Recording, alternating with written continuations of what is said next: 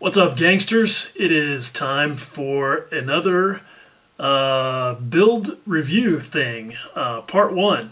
And this is one that really doesn't need a whole lot of introduction because you would pretty much have to be living under a rock to never have heard of the Tamiya 1/32 scale Spitfire. It is probably one of the most well-known, most written, most talked about, and most wonderful model kits in the history of model kits. I probably don't have anything new to say about this, but I am building one, and it is, a thing on my YouTube channel. So the good news is it probably won't be very long, because how much more can you really say about it than it's awesome?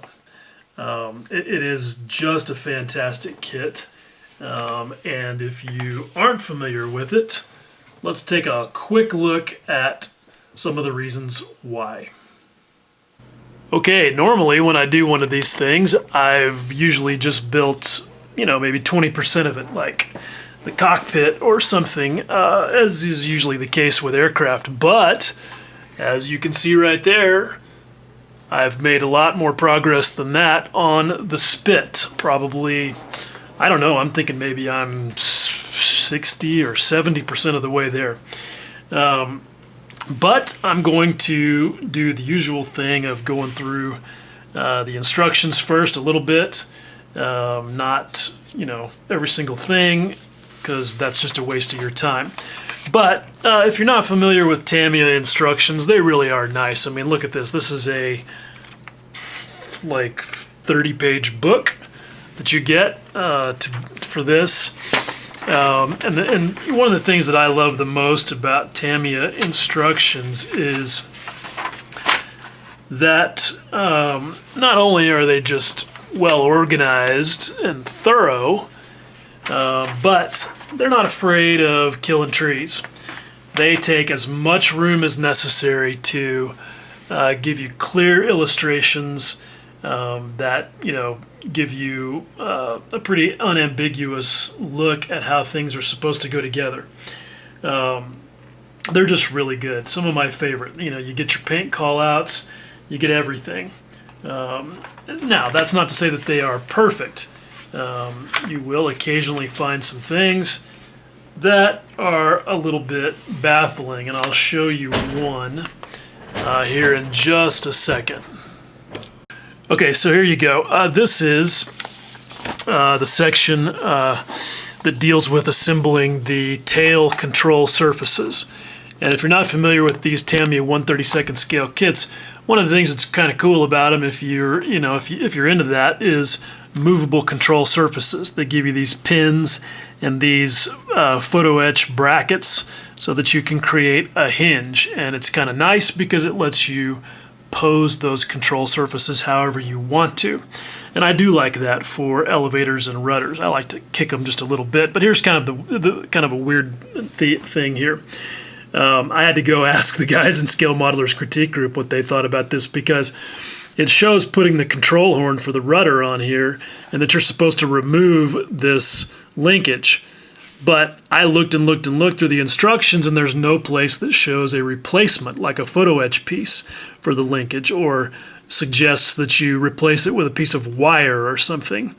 And I was baffled, and it basically comes down to the fact that if you want the rudder to be posable, then you have to remove that, because if you want it to kick to the left, obviously, well, this little thing sticking out here will keep it from doing that, because it will bump into the fairing that's on the fuselage right in front of the hinge. So, and they don't really explain that to you. So that's just kind of a weird deal. I personally am going to just trim it to the right amount for how much I have the rudder kicked over, and then I'm going to glue the rudder in the place that I want it to be. Then there was this other weird thing where they tell you to cut out this little recess here in the bottom of the wing. but they don't tell you. They tell you that it's for either the A or B version of the aircraft, which is what I'm building. That's the late World War II, like late 1945 kind of thing. But again, they don't tell you why, and again, no indication of anything to replace it. You just see as you go further along, you can see like right here, where that little cutout is right there. If you choose to make it, actually that divot is there on the inside to make it easier to remove that material. Well, again, went to the gurus in Scale Modeler's critique group, and it turns out that that opening, which you also, let's see, deal with in this little bit right here, where they have you remove material from this from the leading edge of the wing right there. It actually creates an opening in the leading edge of the wing, and what that is, most people think of anyway, is the gun camera port. But it was originally for a fuel cooler, and then they decided they didn't need that and decided to use that space for the gun camera. And so apparently on some versions that opening was there. It's hard for me to imagine, though, being just a wide open hole with nothing, nothing over it. I don't know. But anyway, I didn't like it. I didn't remove it. I just kept it the way it was. So, at any rate, the instructions are not perfect. There will be occasionally a few gotchas, but especially with something like a Spitfire, there is so much knowledge out there, and so many people who are familiar with the subject that you can probably get your questions answered. And again, because this is such a popular kit, there are so many people who have been through it and built it that there's just about guaranteed to be somebody who knows about it. So, as you can see, lots of engine stuff. That's going to be the next thing for me after I do some body work. That should be fun. I don't plan on doing a lot, if any, detailing on the engine. Not like I did on the cockpit, which I'll show you here directly. But at any rate, the only thing that I've ever heard of people having any issue with on this kit is some difficulty in getting these engine cowlings to fit properly. You can see here that they give you a system of magnets that are at least allegedly there to hold those things in place, but it'll let you, remove them if you want to.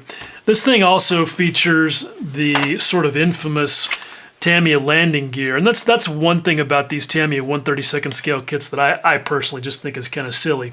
Because I don't know about you, but I'm not taking my model apart just to change the posing of the landing gear ever.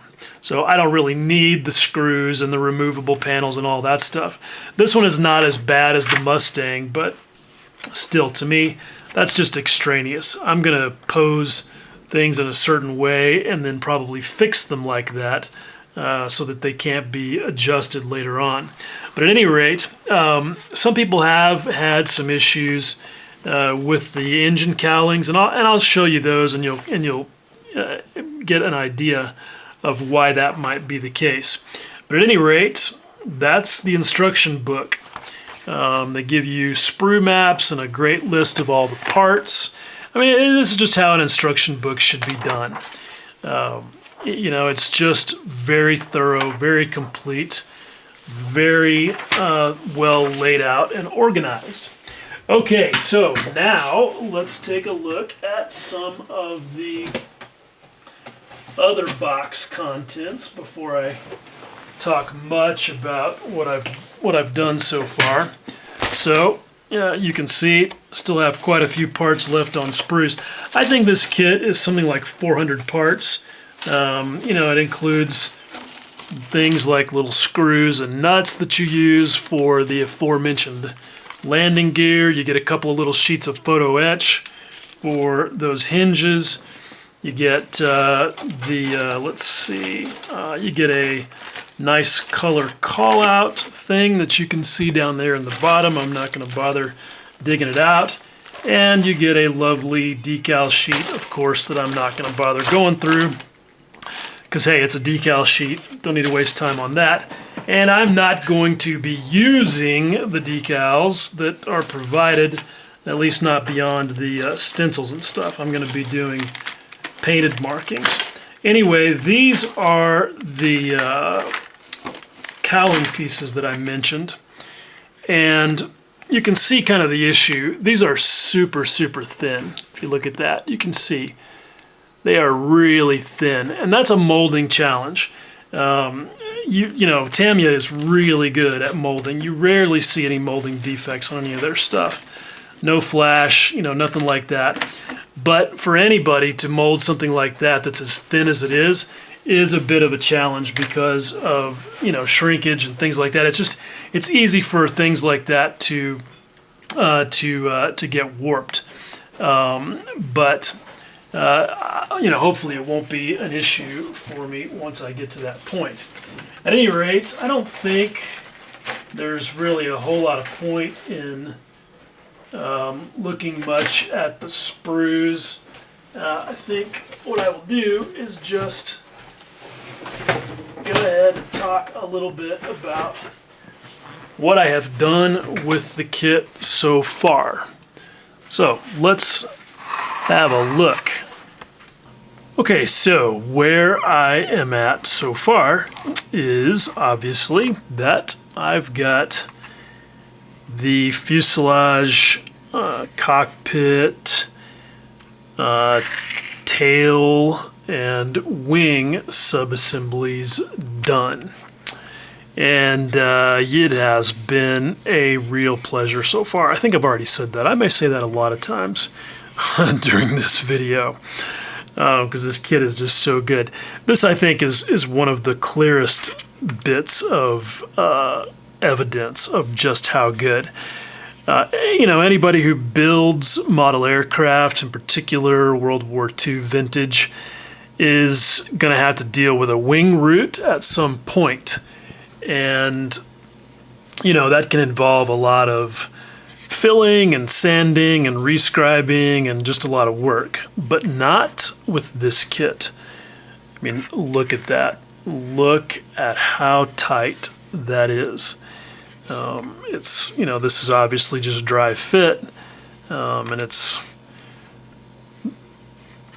needs to be pressed in there a little bit, needs a little bit of pressure, but the important thing you could see is that, you know, from side to side, there is no gap, and there may be a slight step there, but that's not unrealistic anyway, to have a slight step, because with the real wing, this fillet is made of sheets of aluminum that are laid over the actual wing joint. So that's something that always impresses me with a kit, when the wing root is as tight as that is. But let's back up from this a little bit. I'm going to pop this apart. You can see, so I can show you what I've done with the fuselage.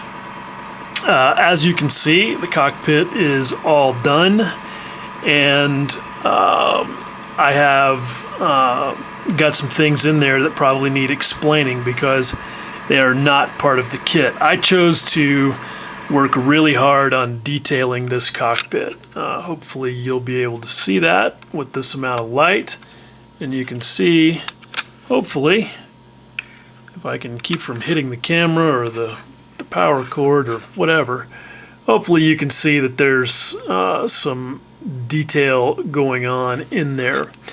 The first thing you'll notice is the seat belts. These are HGW seat belts, which I just really love. They have great detail, and they are, I think, much better than the ones that come in the kit. Tamiya gives you Photo-Etch seat belts, and they are made of, it's either nickel silver or stainless steel. I'm pretty sure it's nickel silver, which oddly enough, nickel silver is an alloy of brass. It's not technically brass, but it is an alloy of brass. Whoops. Actually, technically, nickel silver is an alloy of copper, because so is brass. Brass is actually bronze and copper. Anyway, let me fetch that horizontal stabilizer that went on the floor. Of course, it fell about as far back under my desk as it's possible to go. That's just Murphy's Law of dropping stuff at my workbench. It never fails to always go as far back as possible. Okay, anyway. Safely retrieved, no harm, no foul. And I'll just go ahead and pop those off so that I don't have to worry about knocking them off again. Anyhow, yeah, stainless, or whatever, nickel silver stainless steel seat belts. In my opinion, these are much, much better. Tamiya also does not give you any of these things like the oxygen hose or any of the various cables and wires that I've chosen to depict in there. But they do make it fairly easy for you to add that stuff yourself, because all of the detail is so crisp and right there for you to attach things to. But it is a little bit of a puzzle because of the way that the cockpit subassembly is supposed to go together. What happens is you build a tub that consists of the floor, the sides, these two bulkheads, and the instrument panel, and then they want you to just sandwich that in between the two halves of the fuselage. But if you've ever really looked at a lot of photographs of Spitfire cockpits, you recognize that that makes it a challenge to add in a bunch of the wires and cables that are in there, because they cross over various portions of that subassembly. And I'm not going to try to explain it all in this video. I talked about it some in one of my 10 minutes of random videos, but you can kind of see an example of it right there where you've got that. It's on the right-hand side of the cockpit. You've got that round-looking thing that is up there on the sidewall right behind the instrument panel. That I'm not exactly certain what that gadget does, but you can see that it has a brass or an it's an electrical switch of some kind. Anyway, you can see that the cabling from it runs down along the framework of the cockpit sidewall insert. So, and when it comes back here by the seat, it actually dips down and runs down into the fuselage. So, point being is you've got an electrical cord or whatever it is that crosses from the fuselage sidewall over the cockpit sidewall piece. And so if you do it the way that they want you to do it, there's really no way to put that piece of wiring in there. So anyway, it gets to be a little bit of a puzzle. And the bottom line is that what I ended up doing was I took the left side, and actually maybe I can show you this in the instructions, and it'll make a little bit more sense. Because if you want to do this, it is a lot of fun. I think it's pretty cool, because it is a big cockpit. It's got a lot of visibility. And whoops, I'm just making all kinds of messes here. And adding that detail is, to me, adds a lot of realism to the model if you're willing to do it. And you can kind of get past this sort of Rubik's Cube. So anyway, here you go. You can see in the instructions what I mean. They want you to put the front and rear bulkhead. I need to adjust my camera angle here.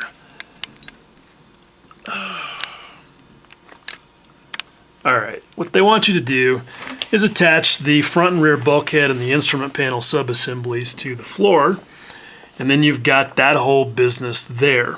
And then what they want you to do is build the sidewalls there and attach those sidewalls in that step, and then take that entire thing and put it in into the fuselage. So I didn't do it that way. What I did was I took this sidewall, attached it to this side of the fuselage, ran all my wires and hoses that needed to on that side of the thing. Then I took this sub-assembly and I added the I added the middle bulkhead to it, this one. Then I put that into the fuselage. Then I added there were a couple of things that had to cross through that. I put in the oxygen tank. Then I came in and put this rear bulkhead in. Then, I added the instrument panel sub-assembly. And then finally, I put this sidewall onto the other side of the cockpit shell, and then I joined everything together. So anyway, hopefully that makes sense. You kind of have to get into it and really see what's up to understand exactly why I did all that. But trust me, if you're doing this model and you really want to add in a lot of that wiring and cabling and stuff inside the cockpit, once you get in there and start studying reference photos, I think it'll all make sense as to why I did it that way. Okay, so anyway, that got me to the point of having the fuselage all put together. That was all pretty straightforward. You can see a really good join. It's not going to take a lot of work to get that all cleaned up. The aforementioned rudder is on there, and you can see, it's posable. And I'm going to just kick it over probably a little bit to the left and glue it in place. Same thing with the horizontal stabilizers, and you can see they also can be moved and posed. Same thing with the ailerons, but I chose not to have them in anything other than the neutral position, because I've even heard that they're actually spring-loaded and that they just naturally return to the neutral position. What you definitely do not want to do is the mistake that some people make where they have both of them down, because these are not flaps, they are ailerons. So if you're going to have them in anything other than this neutral position, it's got to be one up, one down. I mean, that's just the way an aircraft works. You can show the flaps in the down position if you want to. I chose not to, but you can see they fit in nicely in the closed position. If you want them open, what you have to do is cut this piece and this piece apart, and then they've got some Photo-Etch and some other things that you've got to add in there to make that work. You've got options for posing the radiator outlets, either open or closed. I chose open on the ground. Hopefully that makes sense. But all that goes together really well. Now you'll notice that I've got all these blue dots all over here. What's going on with that? So as it turns out, pretty much all Spitfires after about mid-1940 had the front portion of the wing, basically everything in front of this line right here that runs in front of the gun bays has all the rivets filled with putty, smoothed, and sanded. And obviously Tamiya doesn't do that. Instead you get all of this really beautiful surface detail. I mean, this is one of the things that I was talking about, that I've talked about before, is just how nice and crisp and just really finely scaled all of this surface detail is. It's just so nice. So nice. And here's another example of just how good the fit is. This little thing right here, that's a door that they give you the option of either having open or closed. If you have the flaps down, then that door needs to be open, and there's a little linkage that shows in there. But you can see how nicely that piece fits in there. Just amazing. You've also got the doors, or the lids, or whatever you want to call them, for the gun bays here and here.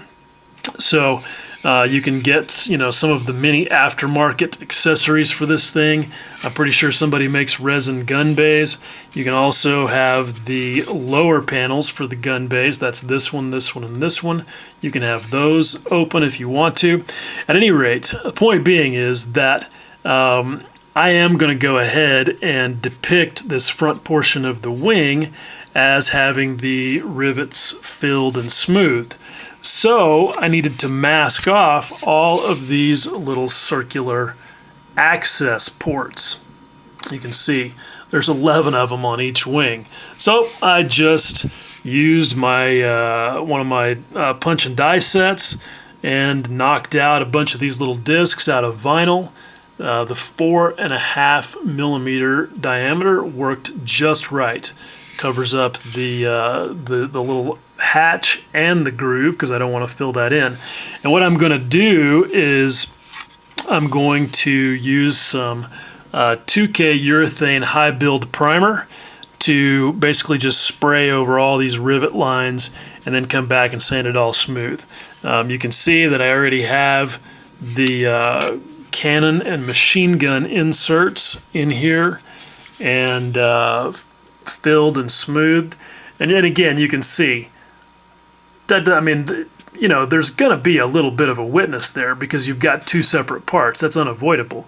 But you can see by the very small amount of filler that's left after I dressed it, just how good that fit was. Now, I did make one mistake, I think. These cannon inserts right here, you can see they were a little bit low there at the back, and I think I did that to myself because there's actually a tab on the wing in that inset, and I felt like it was interfering, and I just very quickly, without thinking about it too hard, because it just seemed like I was having to push this in just a little too hard, so I just very quickly just chopped that little tab off. Then realized that probably what that tab was there for was to spread this insert piece out in the vertical direction so that it would sit flush on the top and the bottom, because you can see on top it is almost perfectly flush, but on the bottom it ended up being a little bit low, and I think that again that's what happened because I clipped off that little tab and I probably didn't need to. So anyway, that's what all is going on with the wing there. And so I want to talk for a minute about what's next after all that, and show you a couple of other things in the box. Now, as I mentioned before, you've got all the parts to do the engine with this kit, and believe it or not, that's actually one of the things that I don't like about it. Not the engine itself, because the engine is amazing, and if you want to do it, I mean, it's beautiful. But not everybody needs or wants the engine in there. In fact, when I built my Mustang, I knew that I was going to have the cowling glued permanently down, and I did not want to mess with the engine, so I built it without the engine in there. It's not quite as easy on this kit to do it without the engine, but even so, I am going to show it on this one. I'm just not going to do all the detail work because it's not going to be always showing like the cockpit is. So what I think would be really cool, this kit's like $100 or $120, and what I think would be really cool is if either Tamiya or somebody would make a 1/32 Spitfire like this, but without the engine. Give you all this amazing surface detail that I was pointing out. Give you the super amazing fit, but make it a little less complex. Make it 200 parts instead of 300 parts. don't necessarily give you separate, gun bay covers. And part of the reason Tamiya does that, to be fair, is because there's different versions and they want you to be able to do that. But point being is, if somebody wanted to make a really amazing kit that would probably really sell well, I think they could do that by making a Tamiya quality kit that just didn't have, quite the intensity level that this one does.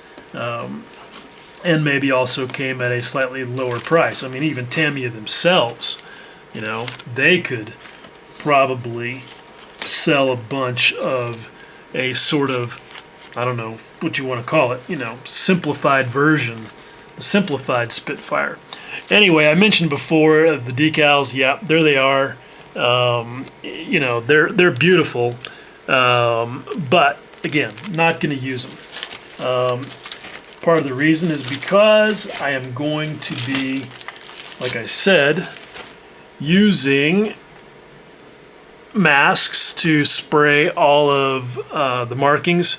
So I've got this Montex kit. That's actually for the canopy because, yeah, Tamiya is famous for, not giving you pre-cut masks for their cockpit glass, which is just baffling. It'd be so easy for them to do it. I mean, they give you the shapes, but you have to cut them out yourself. I'm not messing with it. I just bought, like I said, Montex makes those, Edward makes those. Also, I'm going to try this for the first time. These are HGW wet transfers for all of the stencils. And what these should get me is all of that stencil detail with absolutely no carrier film. So that will be pretty good. One of the things that Tamiya gives you that's also a little bit infuriating is vinyl, rubber, or whatever you want to call it, tires. Sounds cool because they're squishy and black like real tires, but in reality, everybody hates them. Paint doesn't stick to them. They're a hassle to weather. Yeah, not cool. And they only give you the smooth tread version. Some people want to do different versions of the Spitfire tires. Regardless, Edward Brasson to the rescue. These resin wheels and tires are phenomenal, as you can see, with beautiful molded in detail there. I kind of consider those must-haves for a kit like this, along with those HGW seat belts. I'm also not going to use the kit cannons. I'm going to use these lovely turned brass cannon from Master. They are gorgeous, but you certainly don't have to use those.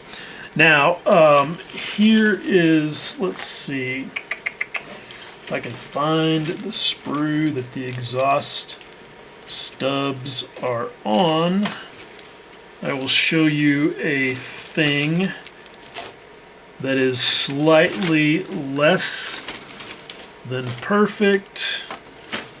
Of course, I'm not going to be able to find it right now when I want it. Where are they? Yeah, I can't find it.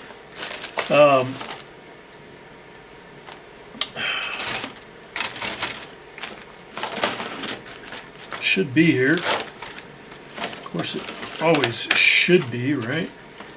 Yeah, anyway, I'm not going to waste time digging for it. Bottom line is that the exhaust stubs are fairly nicely molded on the sprue.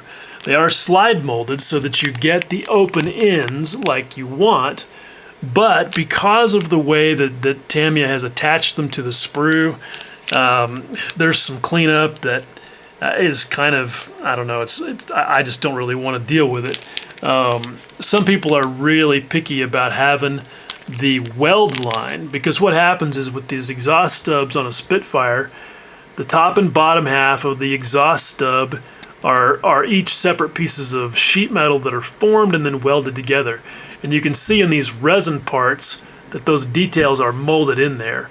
That doesn't happen on the actual Tamiya kit parts. So if you're really super picky about that level of detail, or you just don't want to do the cleanup on them to deal with the molding witnesses on the kit parts, then there you go. You can get yourself the resin parts.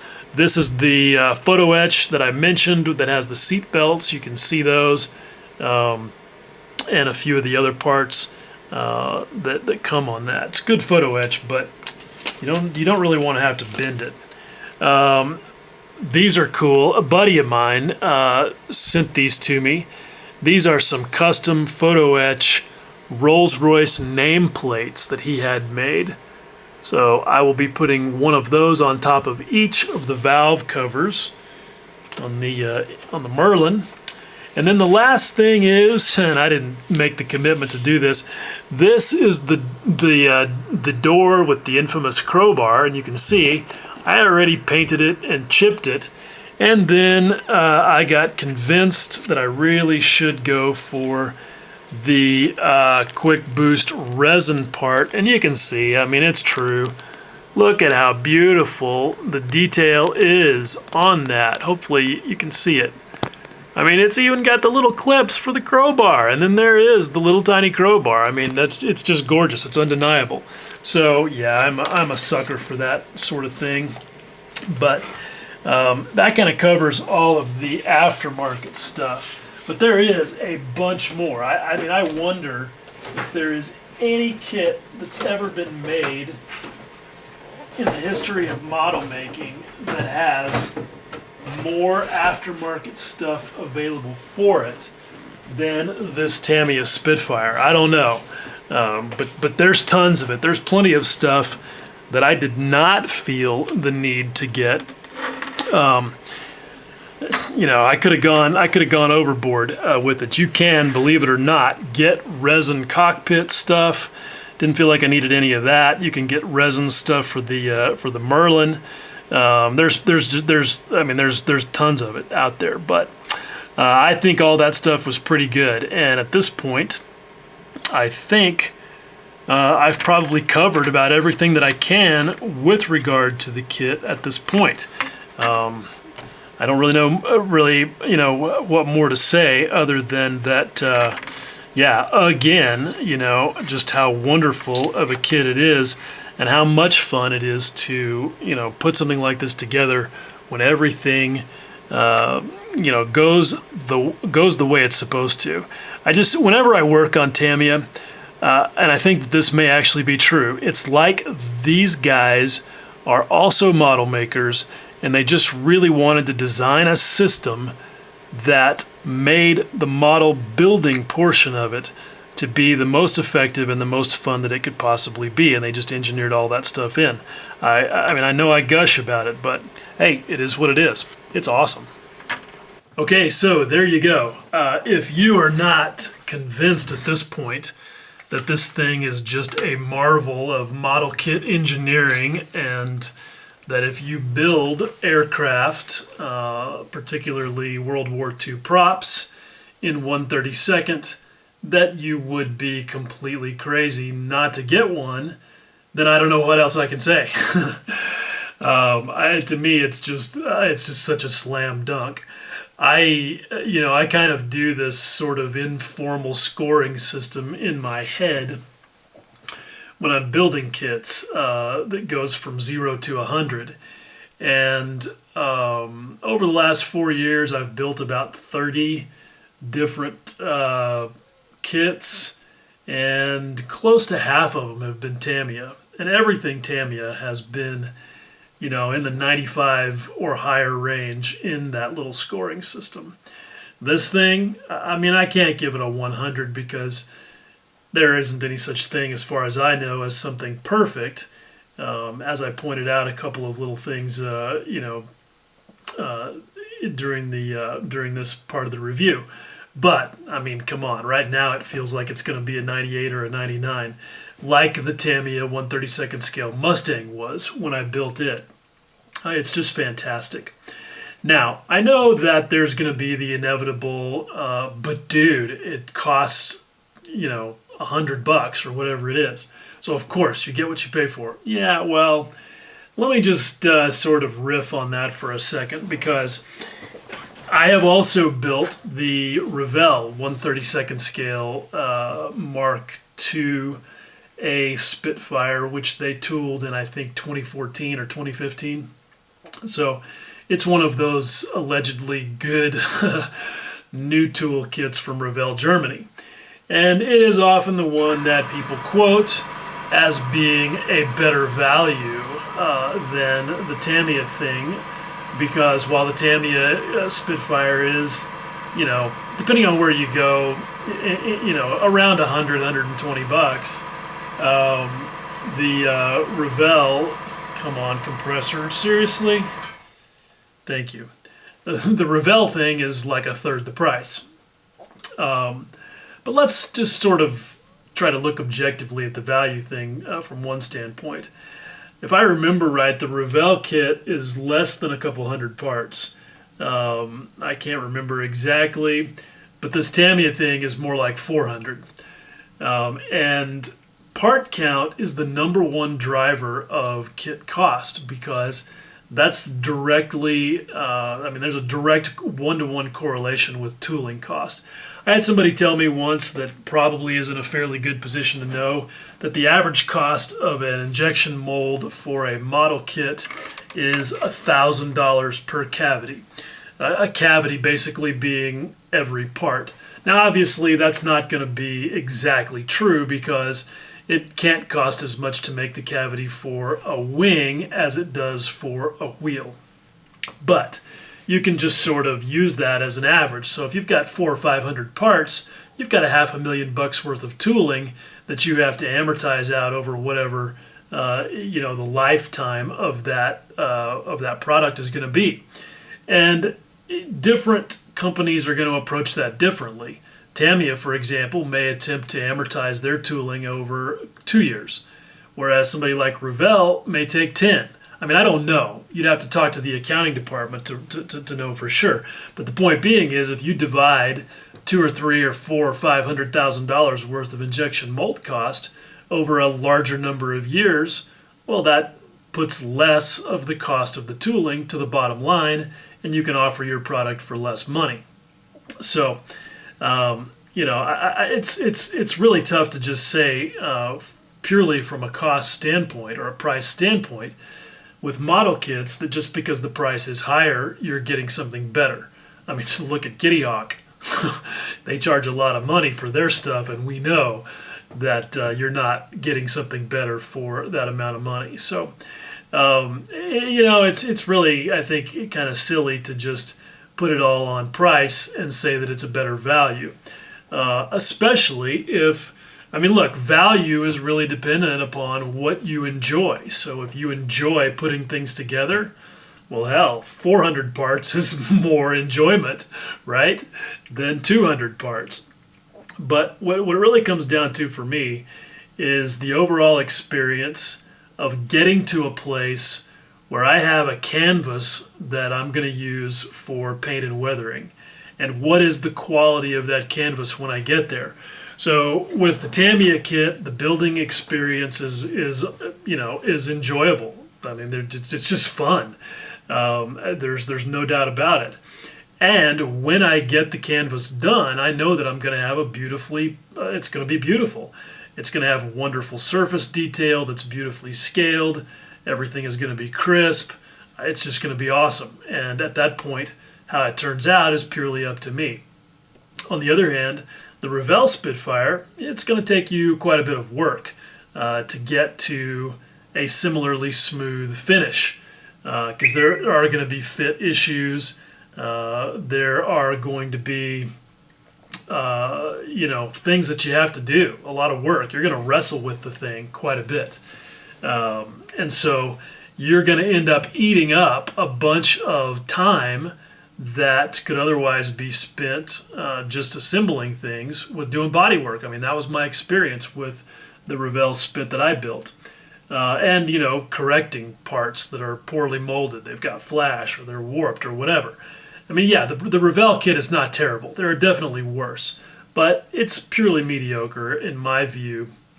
And so when you stack up the enjoyment of building one against the energy you're going to burn on the other one because it's just not as good, to me, at a minimum, they're about an equivalent value, even though the price of one is essentially a third of the other one. The other thing is that with the Revell kit, what you end up with after you've gone through all those gyrations is a pretty decent looking Spitfire, but their style for panel lines and rivets, in my opinion, is kind of grotesquely overscale. It's very heavy. I mean, it doesn't look terrible, and you may not hate that at all, but if you prefer finer surface detail, well, you're not going to get there with the Revell thing. About the only case for me where the Revell thing is a purely better value is if you need an earlier mark of Spitfire. Because obviously, unfortunately, Tamiya does not make the Mark I or the Mark IIA in 1/32nd scale. Now, they've changed that with their beautiful new release of the Mark II in 1/48th. And lots of people are hoping that that is a harbinger of a 1/32nd scale release. That would be awesome if they did that. So, there's kind of my case for, when people say the Revell thing is a better value, I don't feel like it is. Not so much. At any rate, I think it's pretty obvious that I love this kit, and I am going to carry on with getting it put together so that I can do all of that painting and weathering that I enjoy so much, and we can take a look at that in part 2. As always, I hope you guys found this useful, and I appreciate you watching. Much love.